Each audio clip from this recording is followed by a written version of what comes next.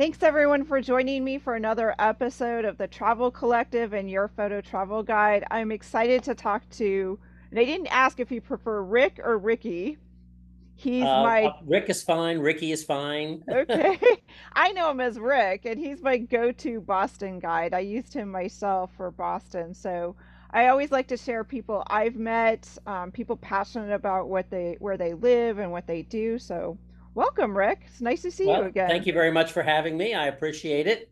Look forward to telling you a little bit about me and a little bit about Boston and why I enjoy Boston so much. Yeah, I mean, why Boston? I think right before we got on, you mentioned you weren't actually born in Boston, but No, I was born in Ohio, grew up in Appalachia, right across the river from West Virginia, and but I went to college in Boston, and I keep coming back. I would leave and come back and leave and come back. So I've spent most of my life here in Boston over the last 40, 50 years. and I think like me being from the Midwest, I don't know, there's something that draws me to the East Coast, to New England. I don't know if it's I know for most of us in the United States, we can trace our ancestry back to the East Coast. That's where most of our ancestors ended up landing. Was that true for you as well? Yes, I've traced some of my ancestors back to Boston. On my mother's side, I know I have ancestors who are on the founding rolls of the Christian Science Church.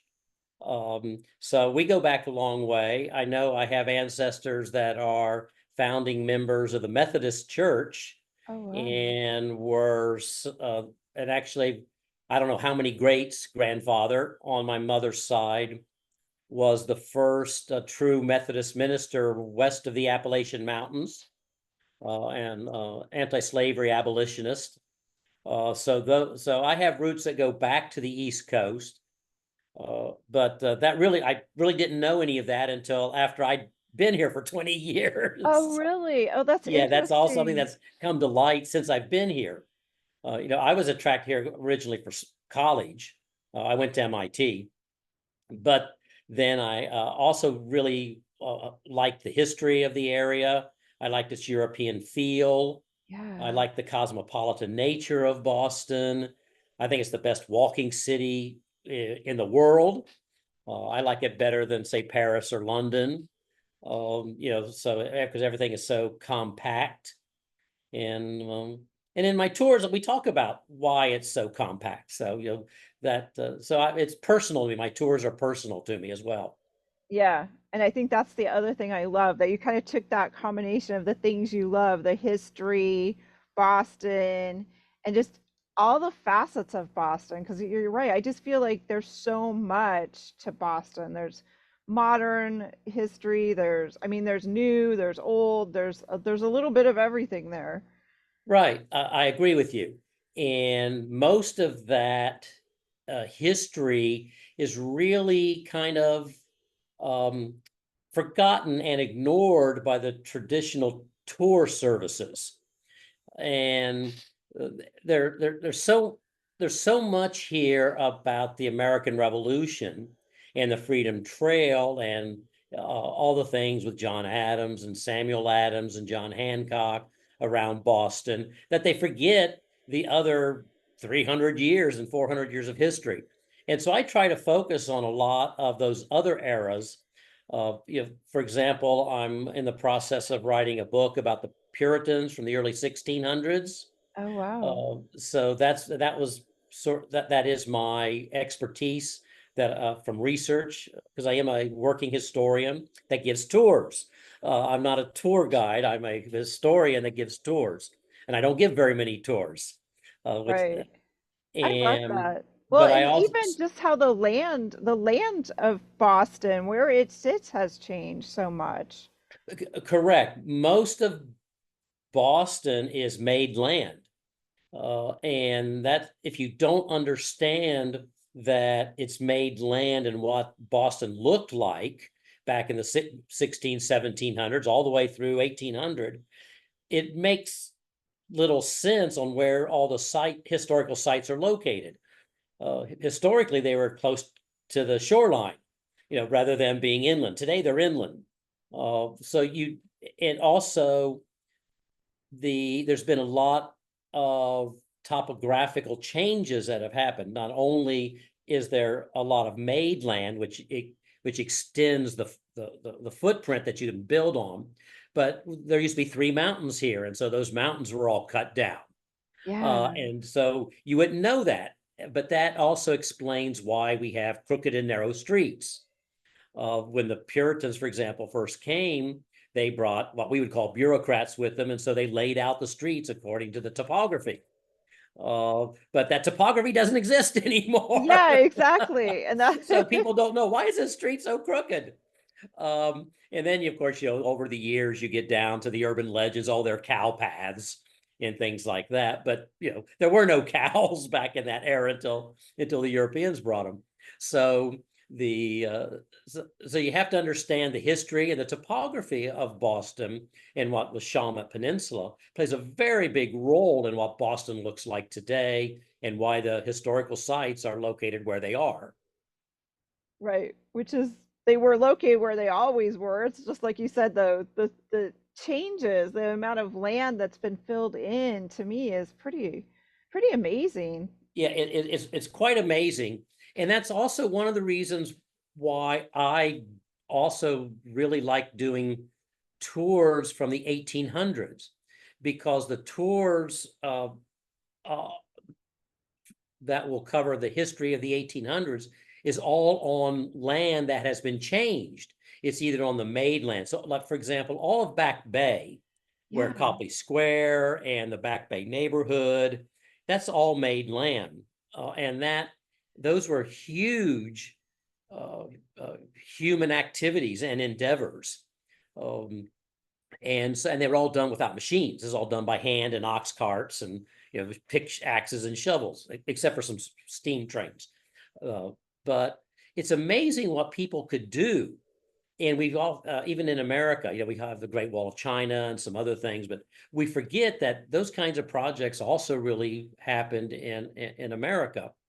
And so the Beacon Hill area, which is a very famous neighborhood in Boston, is a planned neighborhood from the 1800s. Back Bay is a planned neighborhood. So there's those are really exciting areas that you can explore, and the buildings and the sites still exist. Yes. Right. And when we get into there's really no buildings from the 1600s, and there's a few buildings from the 1700s, but those buildings have all been renovated or reconstructed. That's the dirty little secret. Excuse me. Yeah. But that's the dirty little secret. Yeah. Almost all of those historical sites from the 1700s burnt down or were torn down during the Revolutionary War. So they've all been reconstructed back to what they supposedly looked like. But very few of them are original. We do have one block, which is original from the 1716 era, which is very important because those buildings were built when Benjamin Franklin lived across the street.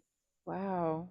And so one of the things that I do on the Revolutionary Tours, the Freedom Trail Tours, is I make sure we go to that block, which is not on the Freedom Trail, for example. So very few tourists have ever gone to that area and experienced the neighborhood that Benjamin Franklin grew up in. Yeah, that's very fascinating. So what are there still areas that you find of Boston that continue to reveal new secrets, new history?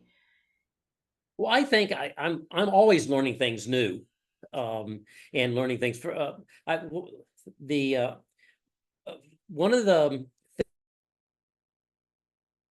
things that I do, and as a historian, who gives tours, and I like to do, is when people contact me to do a completely custom tour, Yes. that is not it's completely new. So I think I've had two, I think, since we last spoke. I had a group of women who have an online book club Oh, that asked me to interesting. put together a tour featuring Louisa May Alcott and her experiences in Boston. So, Wow. I spent, weeks, if not months, Yeah, I know. researching Louisa May Alcott and her doings here in Boston. She's no, she's the author of Little Women, for Right. people who may not know. Very famous autobiography about her and her family.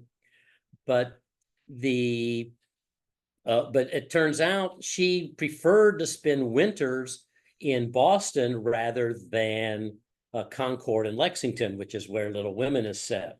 And I think the In house is still in Concord, if I'm not. yeah, Yeah. right. So that's a good place to go and to see, the house where she lived and Emerson lived and Hawthorne lived, and all of those 1800s, early 18 to mid 1800s and late middle 1800s transcendentalists lived. But she preferred to live in Boston in the winter. And so she lived all over. So I spent a lot Oh, of time tracking down the different places where she lived during the winter and then found interesting. out why she lived there. Because she couldn't afford it. She wasn't well off, didn't have a lot of money. So she lived for free usually. But just for an example, one of the things that I discovered as part of going back to the original documents on this customized tour or history that I put together, her first love was to be an actress, just like she did acting as a kid or child, in the house. She wanted to become a professional actress. Oh, And if she hadn't been, she actually wrote several plays. Uh, okay. and if her one play hadn't been beset by just a series of unfortunate coincident circumstances, she never may have been writing Little Women. Right. Yeah, exactly. Well, that's just it. Yeah, so I do that. Another tour that I like to do that was completely custom was a professor from Paris asked me to. She was a science fiction buff, and she likes um, Lovecraft, the author Lovecraft from the turn of the last century, who did Stephen F. King style horror stories. And Stephen F. Oh, King, for example, credits Lovecraft for being the creator of this genre, where you take a real community and you have fictional characters, which King does. But Lovecraft wrote a short story taking place in Boston, which is essentially searching for the gateway to hell. Excuse my oh, language. yeah, that's all right. Um, and so what I did is I'd never read the story, so I read the story. And in the story, the main character, the protagonist, talks about going through Boston and all the streets and passing this staircase. Well, I recreated it, and we ended up in this little area where in the story they find the gateway. And so I did some research about that particular neighborhood and found that there used to be a brewery in the 1700s. There was a brewery. The building still exists. Interesting. And to make it was up in the north end, which itself also has a big hill on it. So the owner of the brewery, so he wouldn't have to carry the kegs of beer up and over the hill down to the Right. ships in the harbor, he dug a tunnel. Oh, Yeah, you can see where this is going. yeah, So yeah. I discovered through a newspaper search that, I don't know, 40 years ago, a newspaper person had gone into the basement of this old brewery. And guess what they photographed? They actually photographed this entrance to the tunnel, which was just as was described in the turn of the century Lovecraft novel. So, Oh, so we were able to completely recreate and follow this short story that this woman from Paris. So those are the kind. So I'm always learning new things. That's the long-winded way to say I'm always learning new things about different eras and well, and about caught how up much in Boston has influenced artists and writers and just played a role in history in so many aspects. right. Exactly. We not only uh, Boston is not only uh, the epicenter for the American Revolution, and there are historical reasons why the revolution started here, which you can trace all the way back to the Puritans and even prior to when the Puritans came here to why the Puritans came here. Uh, and to to understand why the revolution started in Boston, you have to go back to 1625 or 1620. And so I have, for example, an 8-hour Freedom Trail tour, which, Yeah, not the hour and a half one, but an 8-hour right, one, right, which starts in 1625, right. to show how all these different things happen. If I can uh, just mention one, for example, which I think is important, uh, is a lot of time the way the Battle of Lexington and Concord is portrayed is you have a formal British army that upon their retreat is being attacked by the militia, who are not very well trained, not very well controlled, governed, not very good shots, just a ragtag band of people. Well, it turns out that's actually not correct.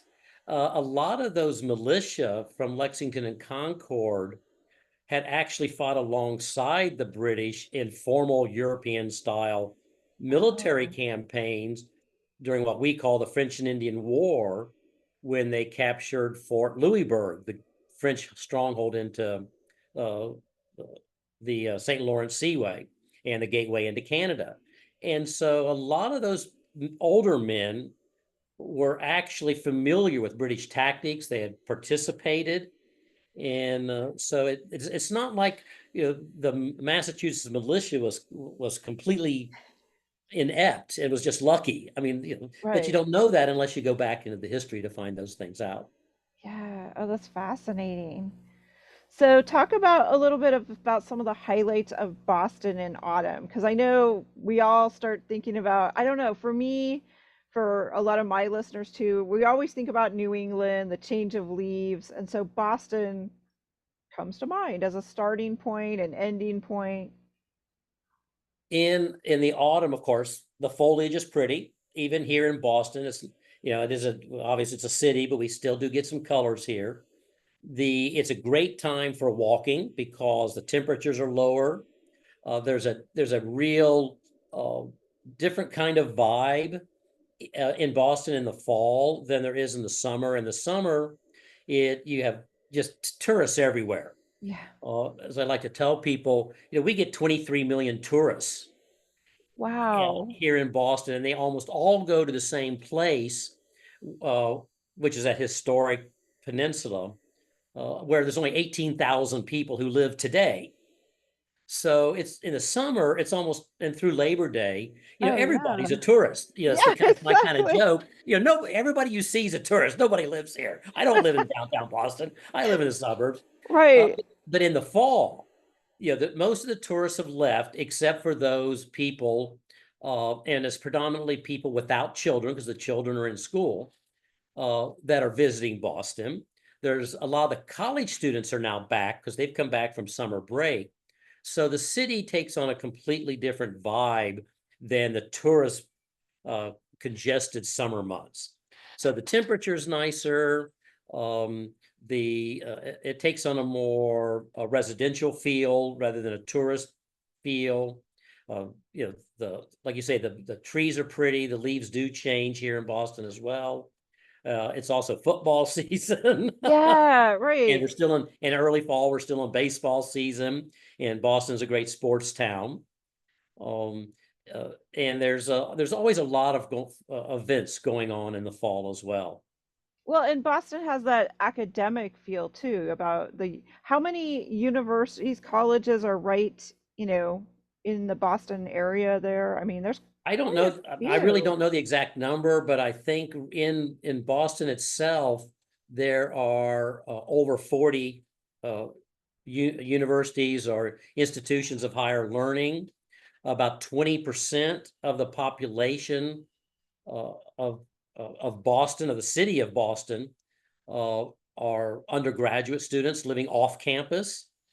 And then there's a large portion of residents that I call transients, not the transients in the homeless sense, Right, but right. they're doctors who have come into Boston for their residency, or they're lawyers that have come into Boston for their first job, or financial people that have come into Boston. So they're transient in the sense they're only here for 4 or 5 years, then some will stay, but a lot of them move and go elsewhere. So we still, and so they're learning about the community, and they have a great excitement about being in a new Yes. place. So the fall really has a lot of excitement that's of people exploring the community, who have just moved here um, and are just not looking for the standard tourist highlights. Right, exactly. And when I was in Boston too, it was fascinating how there's actually quite a lot of green spaces through Boston. I think you called it like the chain of something. Yeah, because correct, Boston has a lot of green space.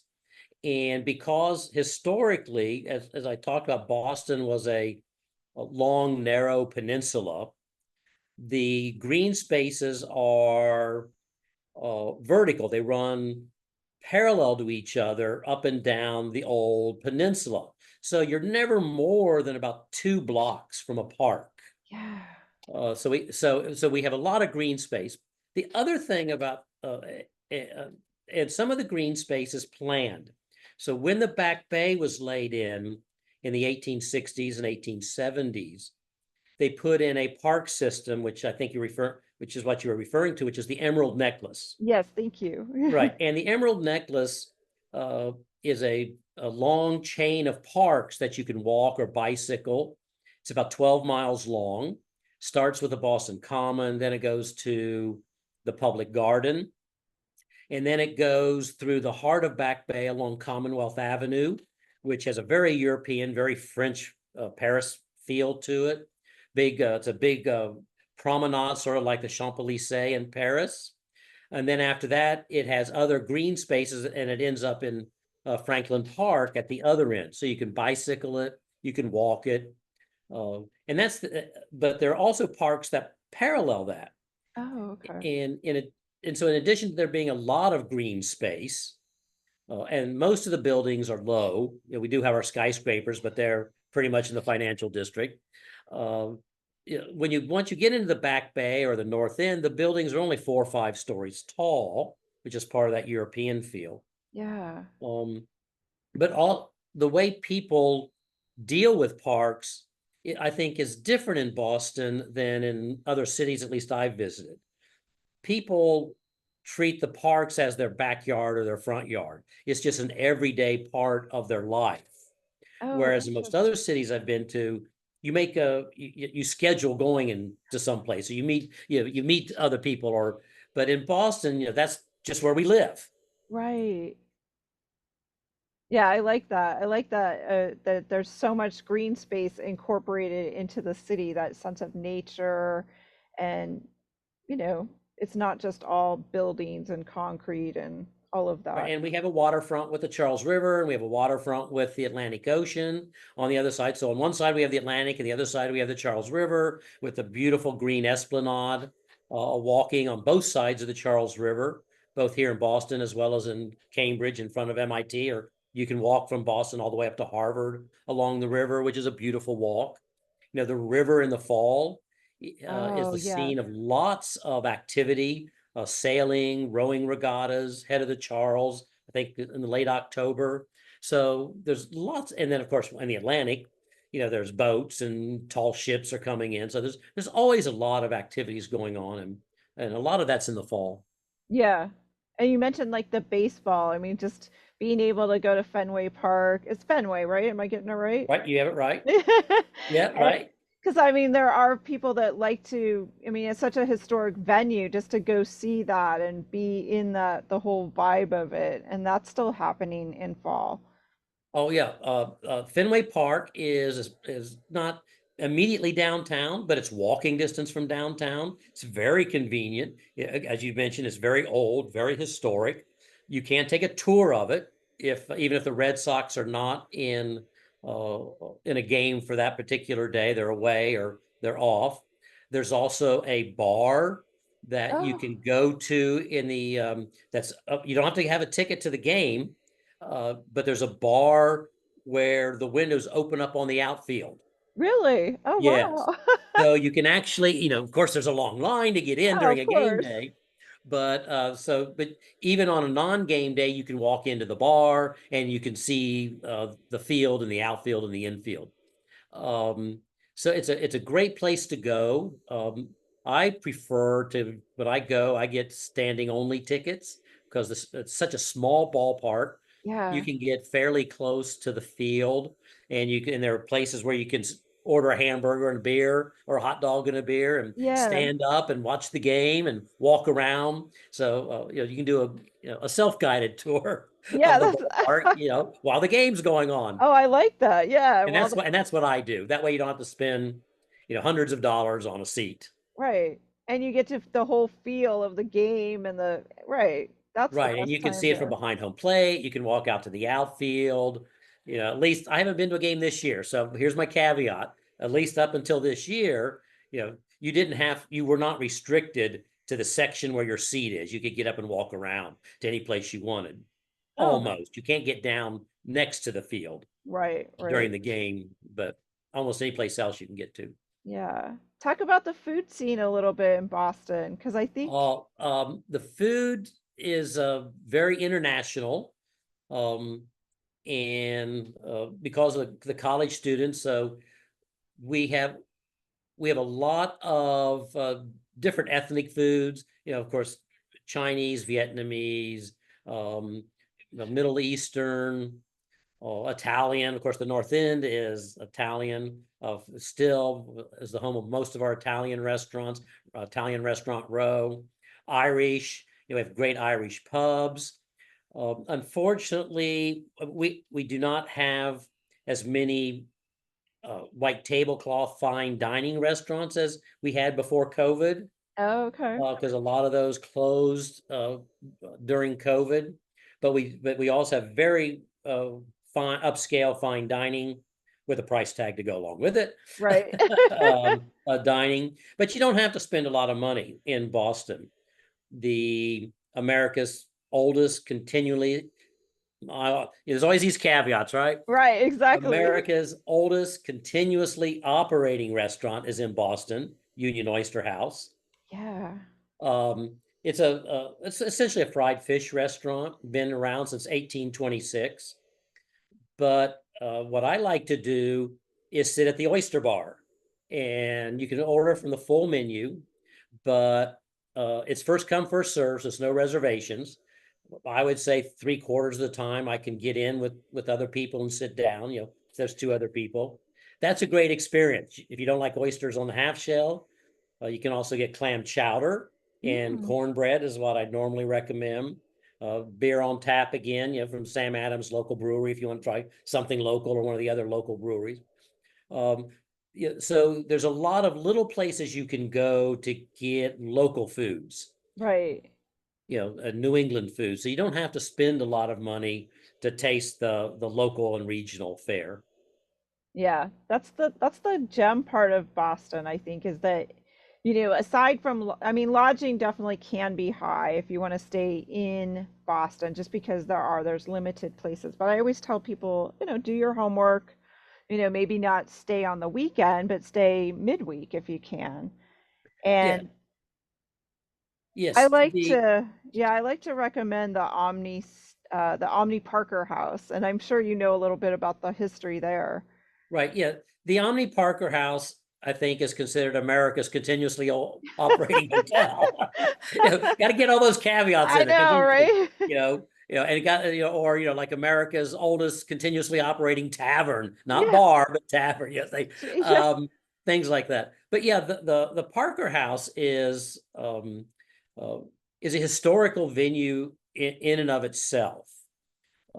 It's a lot of people uh, think it's a nice hotel. Don't get me wrong; it's a very nice hotel, but because it's older, Yeah. by American standards, it doesn't have all the modern amenities, and Right. it's not a modern architecture hotel. It's an old hotel. But if you think you're in the 1860s, the 1870s, and you imagine yourself in that era when you might have met Longfellow or Hawthorne or Charles Dickens in the lobby, because they were always meeting there for the Saturday Club.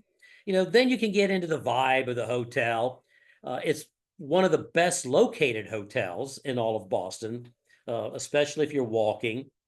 So it's great for just trips in and out. It's reasonably priced compared to. It's not the least expensive, and certainly it's not the most expensive. Right. And I think it's got good service too. And it has an in-house restaurant, so it's a nice hotel. But it is, again, since it's the oldest operating hotel in America, it obviously is an older hotel. Um, there are other hotels out in the suburbs that are on the subway lines that where you can stay for less, but then of course you have the problems of getting back and forth downtown. So it's always there's always trade-offs. Right. Exactly. So, do you feel like there's favorite seasons you have for spending time in Boston? Oh, every season is my favorite because they're all so different. Yeah, they Um, really are. yeah, the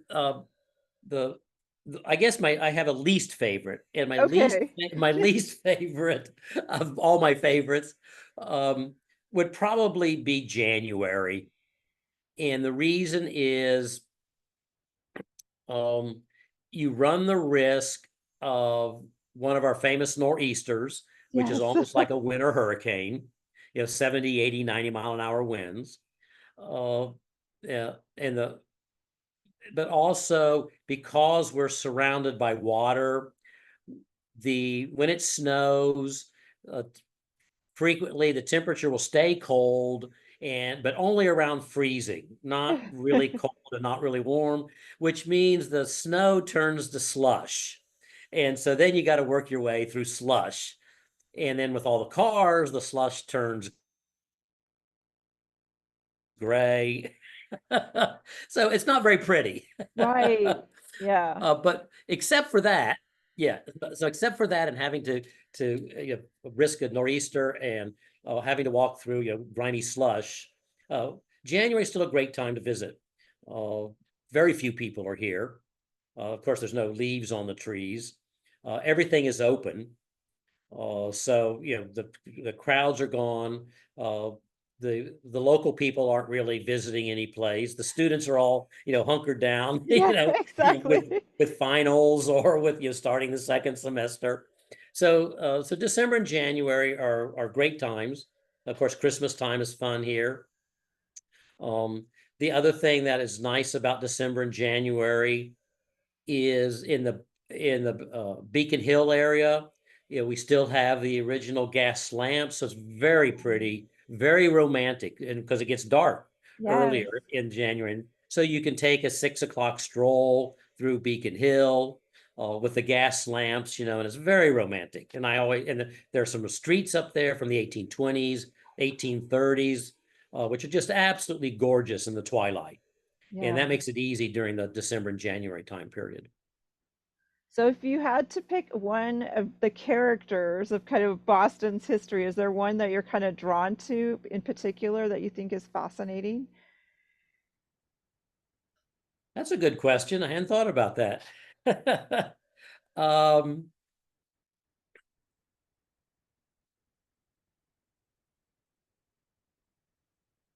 well, yes, there is. Yeah, I would have to say it has to be John Hancock. Um, the reason I like John Hancock is I think he is a very underappreciated founding father and patriot. We all know about him as the first signer of the Declaration of Independence, but most people, including myself, when I Yeah. first came here, didn't know much else about him. And so I always ask people the question, okay, when we had this, what's normally called the Second Continental Congress in Philadelphia in 75, you had these great men that everybody knows about: Benjamin Franklin, Thomas Jefferson, George Washington, John Yeah. Adams, Sam Adams, and some others that are not quite lesser known. But all of those men, unanimously selected John Hancock as president. Now, Hmm. why did they do that?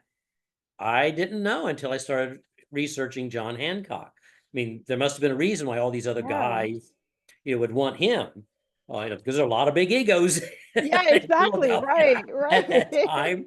A lot of accomplished people, um, and so that got me thinking: why did they select John Hancock? Um, and his role uh, has really not been very well researched. I mean, there are books and there are research articles about him, but compared to the probably hundreds of books that come out every year about Franklin and Yes. Jefferson and Right. Washington and Adams, you might get one a year about John Hancock. And so here's a man who is president of the Continental Congress, who shepherded it through independence, through the Declaration of Independence, was the first one to sign the Declaration, also then started leading it toward writing the Constitution eventually.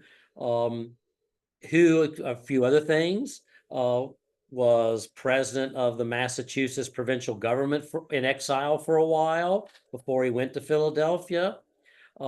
It's actually John Hancock who resigned that presidency and gave it up to Joseph Warren. But John Hancock became what we would call like Secretary of Defense for Massachusetts. And Oh. he's the one that put together really Paul Revere's Ride. Oh. He put together an alarm system that would alert the countryside if the British troops were ever to leave Boston. That was John Hancock's doing. After so the John Hancock, there's all kinds of stories when you start researching about what John Hancock did and accomplished. He was probably, at least in the early parts of the Revolution, he's the money. Oh, Yeah, interesting. he Yeah. he was either the richest man or one of the richest men in the provinces during the Revolutionary era. So he gave a lot of his fortune to it. He did on his himself. He led uh, uh, uh, not revolts, but public actions against the British Crown. So why don't we know him? It's because he never wrote an autobiography. I mean, that's the main Oh, reason. right, All right. these other guys wrote Probably. autobiographies. He didn't keep a diary, as far as we know. So that's the reason we don't know about him. And then, of course, after the Declaration of Independence, he comes back and is the long-term governor of Massachusetts, and so gets the state of Massachusetts started. First governor of Massachusetts. So he would have to be my favorite. Yeah, he does. He sounds fascinating. And the fact that he didn't consider himself sort of that celebrity that, oh, I better pen my autobiography or, Right, I exactly. I better be writing all this down for those that come after me. That's an Yeah, well, interesting yeah, he thought. said that he said he didn't have time. That, for example, when he was in Philadelphia, yeah, during the day he was leading the Congress and keeping the debates going and setting the agenda and keeping the Yeah. southern states and the northern states together. And then after they adjourned for the day and all the other delegates went off to the tavern to Yeah. drink and eat and talk about things, he had to go do his presidential duties, writing letters to people, writing letters to other countries, at least during the revolution, writing correspondence between the provinces, to George Washington when he was the troop. So he really had two full-time jobs. Like today, that would be sort of like the Speaker of the House of Representatives and the President of the United States. He's doing both. Yeah. And so he really never had time to write an autobiography. Right, and it's in a time where, yeah, it gets dark and he's having to light his candles or, you know. Right, exactly. I mean, it took a health toll on him. And Yeah. I would think the other reason is that he's not well known. And I just recently discovered that this in the last year or so is after he came back to Massachusetts and he wanted to become governor. Now he's involved in local elective politics. And that is after national politics in America became uh, uh, the, the politics of parties, Mm. which happened during the John Adams, Thomas Jefferson election. And so there was a lot of really negative stuff written about Hancock by his political opponents. Uh, And I've been reading some of that information, and it's so I think that's also contributing to why people just don't know that much about him. Right. Yeah. I can't even imagine doing all of that. It's just, in the era where, yeah, you're handwriting, dipping the ink, Yep. Yeah, it takes a it, long time, it right? takes a long time. Things moved a little bit slower, we're not just typing away quick and hitting send. I mean, That's somebody's right. got And to carry that letter, a horse and, yeah, exactly. And Hancock was also very um aware of style. He was a very stylish person and carried himself with style, including his writing. And yeah. so, for example, in the Declaration of Independence, he's got a very large, flourishy, almost calligraphic type of signature. Um, and he says, I want to make sure King can read my handwriting. But it turns out one of the things I said was that the way I this is the kind of thing I do. I said, well, is that his normal signature? Oh, yeah. Or did he make that up for the Declaration of Independence?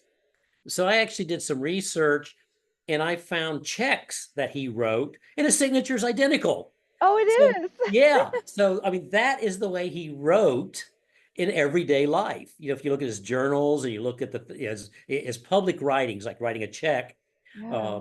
it's the same way. So can you imagine, writing an autobiography? It would be a lifetime's work, Yeah, it would for one be. year. Yeah, it would be. And that's an interesting little snippet then too of just, he viewed the writing and taking his time to produce the letters as important, that it would be legible because if you've ever tried calligraphy with an ink pen, it's not easy to No, it's pen not easy. anything. No, it's not easy. Yeah, and he was trained in calligraphy. um, uh, as a young boy, when he went to Boston Latin, the first public school in America. But at Boston Latin, by the way, Boston Latin School still exists Oh, it as part of the does. Boston. Yeah, it still exists as part of the Boston Public Schools. But at Boston Latin, you really did learn Latin and Greek, and you didn't learn how to read, write. You went to a different school for that, and the master of that separate school was actually transcribing the Bible Oh, wow. calligraphically. And he said the best student at calligraphy he ever had was John Hancock. Oh, wow. So there's a lot. So you see, there's this long story and all these details all tie together just over a signature. Right, over a signature. I Yeah. And love so now we that. say, hey, give me your John Hancock. So, Yeah. now you know a little bit of the background. It's got a 300-year 400-year background to that saying. Right, exactly. Well, this has been fabulous, Rick. So tell people if they're interested in creating a personal tour of Boston with you. I mean, that sounds fabulous how you take people's interests and craft something custom for them. Where can they find you? They can find me either online at bostonhistorytours.com, plural, bostonhistorytours.com, or since I know you, I'm going to give you my personal direct phone number. So you can call me at 781-690-9551. You can Oh, text me or call. And I just say, if you text me, since I won't recognize the phone number, just start off by saying, hi, April referred me, or something like that. right. Oh, that's fabulous, Rick. I love this. Well, hopefully, I'll be back again in Boston because there's things I missed. So there's I always look forward more to to seeing see. you again. So thank you so much for doing this. I highly appreciate it. And for our listeners, Well, check. and thank you. I'm sorry. Thank you for doing it. And I appreciate your continuing support. Yeah. So if you want to go to Boston, check out Rick and the History Lovers tours that he puts together specific to your interests. Even if you just love shopping, he'll take you to the best places. So, I can do that too because I like shopping. yeah. All right. Thanks, everyone. Okay.